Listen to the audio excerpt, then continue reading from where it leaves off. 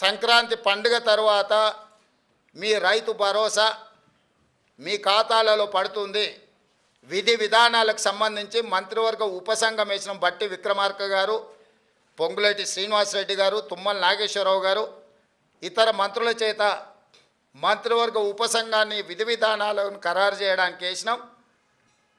రాబోయే శాసనసభ సమావేశాలలో విధి విధానాల మీద చర్చ పెట్టి ఏ రకంగా కార్యాచరణను తీసుకొని ముందుకు వెళ్దామో నిర్ణయించుకొని డిసెంబర్ నెలలో జరిగే శాసనసభ సమావేశాలలో సభలో చర్చ చేసి విధి విధానాలను ఖరారు చేసి సంక్రాంతి పండుగ తర్వాత మీ రైతు భరోసా మీ ఖాతాలలో వేసే బాధ్యత మా ప్రభుత్వం తీసుకుంటుందని చెప్పి నేను రైతులకు గ్యారంటీ ఇస్తున్నా.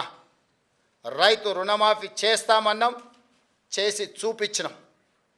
రైతు బంధు చంద్రశేఖరరావు గారు బకాయి పెట్టి పారిపోతే వాటిని కూడా 7,625 కోట్ల రూపాయలు రైతుల ఖాతాలో మేము వేసినాము.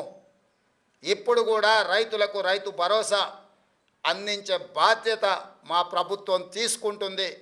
దీనికి సంబంధించి శాసనసభలో చర్చలు చేసి మంత్రివర్గ ఉపసంఘం ఇచ్చే నివేదికను శాసనసభలో ప్రవేశపెట్టి విధి విధానాలను ఖరారు చేసి రైతు భరోసా పథకం కొనసాగుతుంది.